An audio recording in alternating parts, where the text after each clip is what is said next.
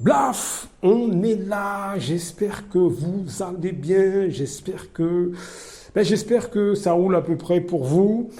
On continue la petite discussion qu'on avait eue hier sur le fait que notre poids économique. J'avais parlé d'Ali Bongo hier. Et en fait, j'avais dit que l'argent qu'il a détourné comme son père, ces gens ont vendu, ont carrément vendu leur pays, se sont vendus en fait pour un peu d'argent. C'est des gens qui ils ont pas d'amour propre, de la propreté d'eux-mêmes. Ça n'existe pas. Chez eux, ils ont craché sur leur pays, craché sur leur peuple. Mais vous savez, c'est surtout le monde noir que ces gens crachent en réalité. C'est du mépris vis-à-vis de l'Afrique et du monde noir d'une manière générale. Je rappelle que Bongo père, il a financé le Front National. Il l'a dit lui-même dans une interview, je crois que vous pouvez la retrouver sur l'Internet. Vous imaginez un Africain qui finance un parti qui va œuvrer contre ses semblables dans les pays d'Occident. C'est extrêmement grave. Je ne sais pas si vous voyez, pendant qu'on s'amuse à rigoler et à manger, voilà la réalité et la mentalité d'une catégorie de nos semblables. Alors ces gens en 2025 existent toujours.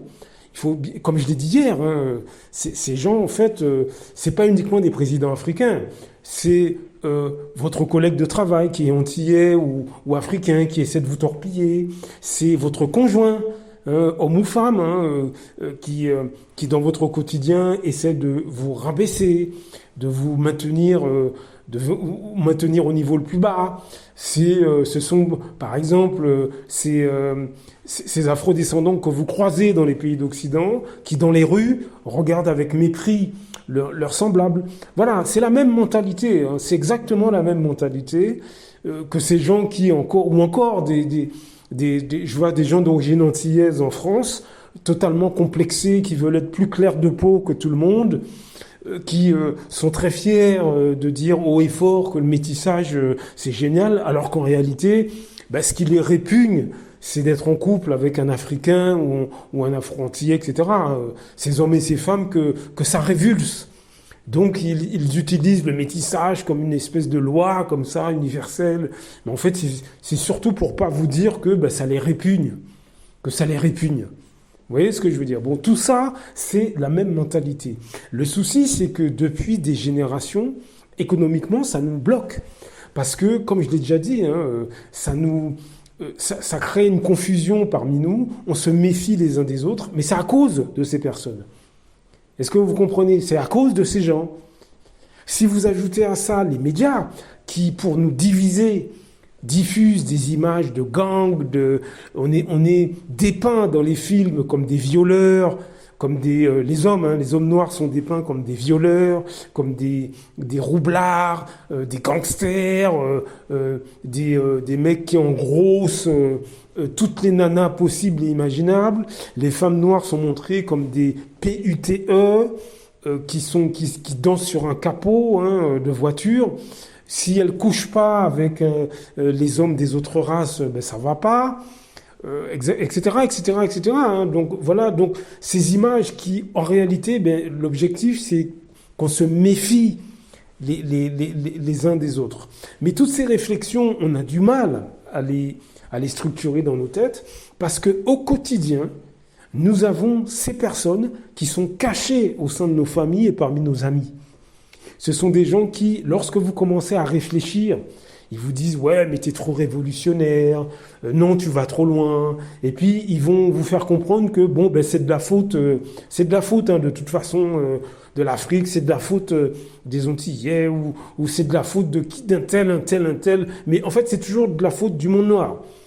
Alors, je ne dis pas qu'il ne faut pas qu'on prenne nos responsabilités, c'est pas ça, mais ces gens, en fait, vont vous faire comprendre que, arrête, et puis de toute façon, c'est de la faute des afrodescendants, point barre. Vous voyez ce que je veux dire? Donc, bien sûr que nous avons des responsabilités, mais on n'a pas toutes les responsabilités. Maintenant, si on se penche sur les responsabilités que nous avons, c'est justement de ne pas mettre en lumière ce type de Martiniquais, de Camerounais, de Gabonais, de Guadeloupéens, etc., qui passe son temps à culpabiliser ses semblables. Parce qu'on doit prendre nos responsabilités, mais on ne doit pas non plus se culpabiliser à tout bout de champ. Il faut de la juste mesure. Et bien, ce type d'Africain ou d'Antillais ou ce type de Noir français, lui, dirige 100% des responsabilités sur ses semblables, de manière à les accabler. Mais ce qu'ils ne vous disent pas, c'est que dans leur tête, ces gens sont des esclaves. Et ils ne veulent pas que leurs semblables, si vous voulez, avancent. Ils ne veulent pas que vous progressiez dans votre vie. Ils ne veulent pas. Ils ne veulent pas que vous alliez de l'avant. Ils ne veulent pas que vous fassiez mieux qu'eux. Et quel que soit leur diplôme, sur toute l'échelle sociale, lorsque Ali Bongo détourne des millions et finalement laisse ce qui devrait être son peuple dans la misère, mais c'est parce qu'il ne veut pas qu'un afrodescendant, comme lui-même, puisse avancer. C'est une répulsion raciale. Est-ce que vous voyez ce que je veux dire? Il ne veut pas. C'est parce qu'il estime que tout ce qui est africain ou afrodescendant, ça doit rester dans la poussière. C'est ça la réalité, mes amis. Lorsque un afrodescendant martiniquais, guadeloupéen, camerounais, ivoirien, etc., vous dit haut et fort que vous êtes arrogant, que vous êtes prétentieux, alors que ce n'est pas du tout le cas, ou vous combat, vous critique, vous calomnie, c'est parce qu'il estime que les afrodescendants, d'une manière générale, et surtout sur le terrain économique, doivent rester au ras du sol, dans la poussière, dans la boue. C'est comme ça qu'il voit ses semblables. Est-ce que vous voyez ce que je veux dire? C'est comme ça qu'il les voit. Donc, il fait tout pour que vous restiez au niveau le plus bas. Et comment il procède? Une des techniques la plus répandue, je vais vous la faire écouter. En fait, c'est tiré d'une vidéo. Le titre, j'en ai parlé hier, c'est « Élu, vous êtes sur le point de recevoir ce que vous avez ». C'est sur la chaîne Pépite de Sagesse. Je vous laisse écouter un petit extrait et on en reparle juste après. La case qu'ils ont construite pour vous. Ils savaient qui vous étiez à l'époque, celui qui se remettait en question, qui tolérait le manque de respect, qui se contentait de moins que ce que vous méritiez. Cette version de vous était prévisible, facile à gérer et surtout familière. Mais maintenant, cette personne n'existe plus et cela la dérange plus qu'elle ne veut l'admettre. Elle essaiera de vous rappeler votre passé, non pas parce qu'elle s'en soucie, mais parce qu'elle espère que vous vous voyez toujours comme elle vous voit. Elle évoquera vos anciennes erreurs, vos luttes passées et les moments où vous avez échoué.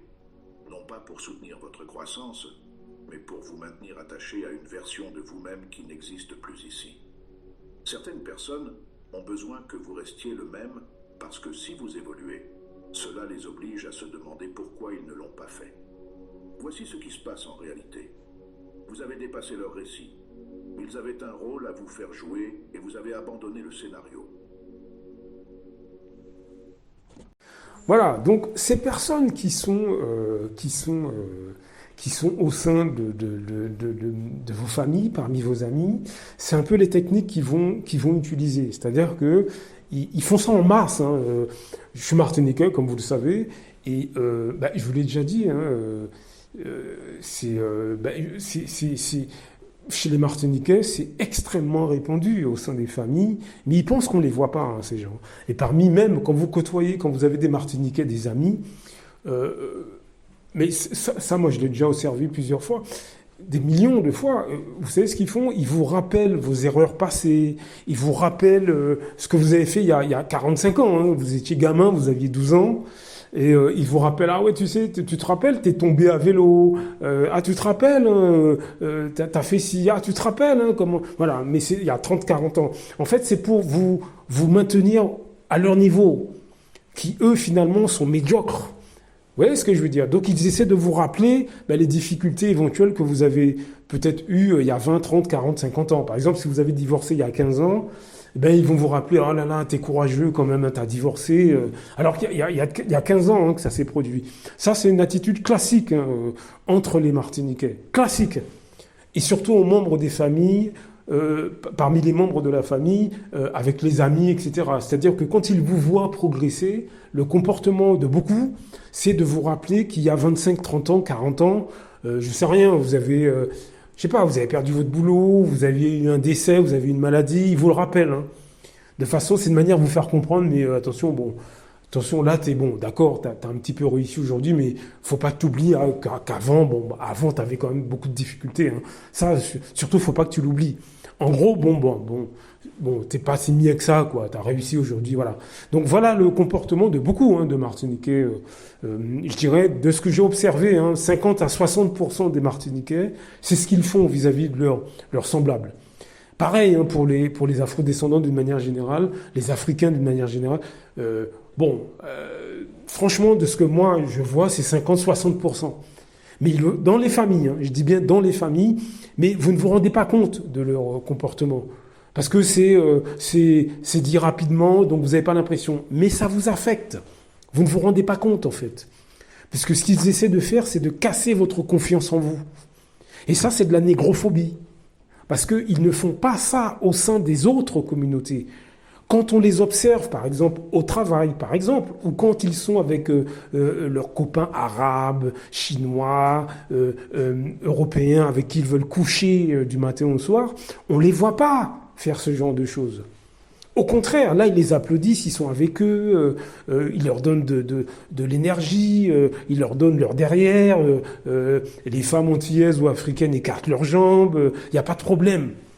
Vous voyez ce que je veux dire? Mais vis-à-vis de leurs semblables, là, par contre, et surtout les membres de la famille, surtout les amis proches, là, non, eux, non, faut pas qu'ils...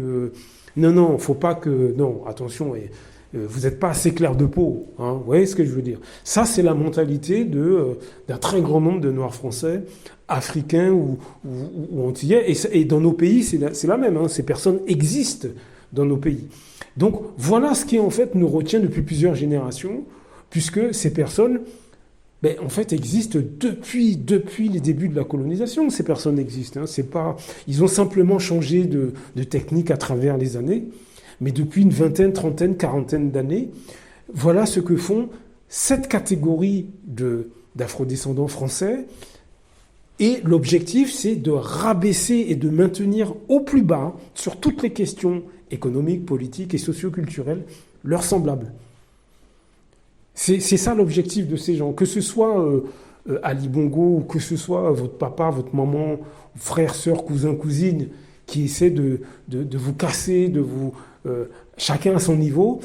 L'objectif, c'est de rabaisser l'ensemble des afrodescendants.